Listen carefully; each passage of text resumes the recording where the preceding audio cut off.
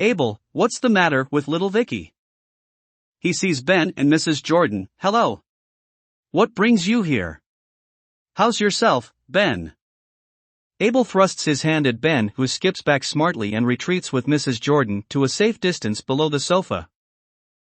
Mrs. Slater, approaching Abel gingerly, Father, is that you? She pokes him with her hand to see if he is solid. Abel, of course it's me. Don't do that, Melia.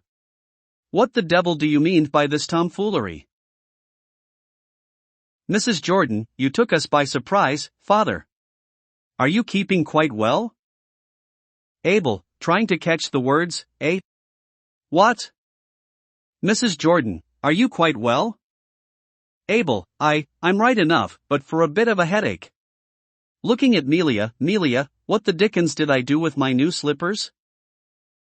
Mrs. Slater, confused, aren't they by the hearth, Father? Abel, I don't see them. Observing Henry trying to remove the slippers. Why, you've got 'em on, Henry. Mrs. Slater, promptly, I told him to put them on to stretch them, they were that new and hard. Now, Henry. Mrs. Slater snatches the slippers from Henry and gives them to Abel, who puts them on and sits in armchair. Mrs. Jordan, to Ben, well, I don't call that delicate, stepping into a dead man's shoes in such haste. Victoria runs across to Abel and sits on the floor at his feet. Victoria, oh, Grandpa, I'm so glad you're not dead. Mrs. Slater, in a vindictive whisper, hold your tongue, Victoria.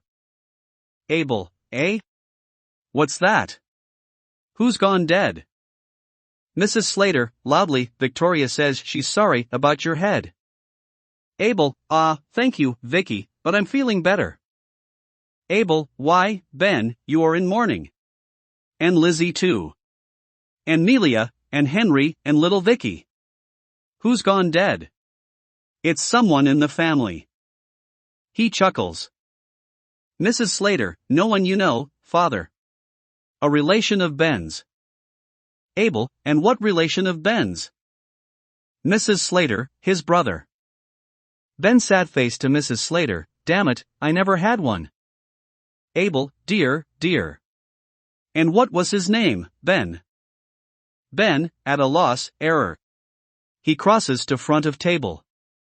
Mrs. Slater, right side of table, prompting, Frederick. Mrs. Jordan, left side of table, prompting, Albert. Ben, Fred Alb Isaac. Abel, Isaac? And where did your brother Isaac die? Ben, in Australia. Abel, rising, well, I suppose you've only been waiting for me to begin tea. I'm feeling hungry. Mrs. Slater, taking up the kettle, I'll make tea. Abel, come along, now, sit you down and let's be jolly.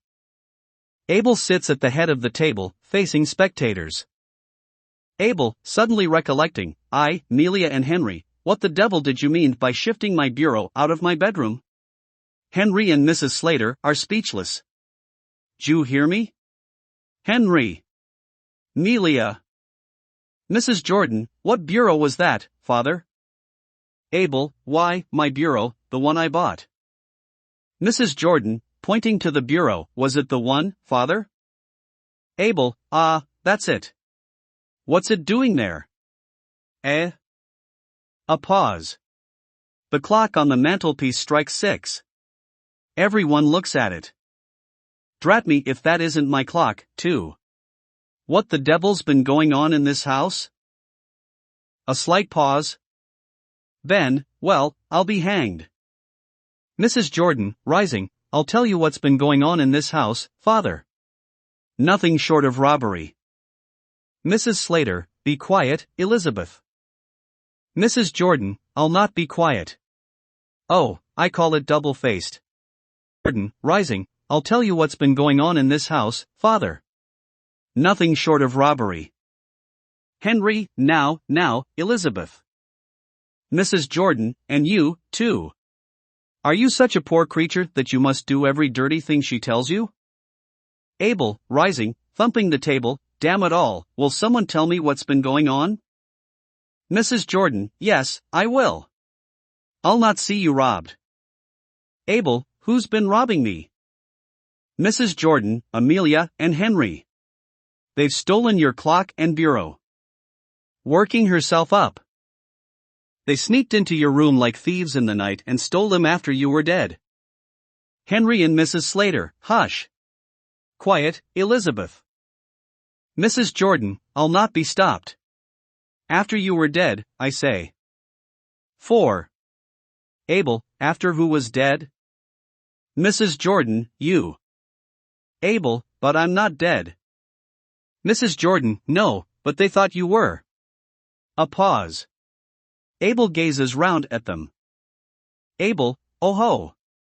So that's why you're all in black today. You thought I was dead. He chuckles. That was a big mistake. He sits and resumes his tea. Mrs. Slater, sobbing, Father. Abel, it didn't take you long to start dividing my things between you. I'll tell you what I'm going to do. Since your mother died, I've lived part of the time with you, Amelia, and part with you, Lizzie. Well, I shall make a new will, leaving all my bits of things to whoever I'm living with when I die. How does that strike you? Mrs. Jordan, you know, Father, it's quite time you came to live with us again. We'd make you very comfortable. Mrs. Slater, no, he's not been with us as long as he was with you. Mrs. Jordan, I may be wrong, but I don't think Father will fancy living on with you after what's happened today. Abel, it seems to me that neither of you has any cause to feel proud about the way you've treated me. Mrs. Slater, if I've done anything wrong, I'm sure I'm sorry for it. Mrs. Jordan, and I can't say more than that, too. Abel, it's a bit late to say it, now. Neither of you cared to put up with me. Mrs. Slater and Mrs. Jordan, no, Father. Abel, you both say that because of what I've told you about leaving my money. Well, since you don't want me, I'll go to someone that does.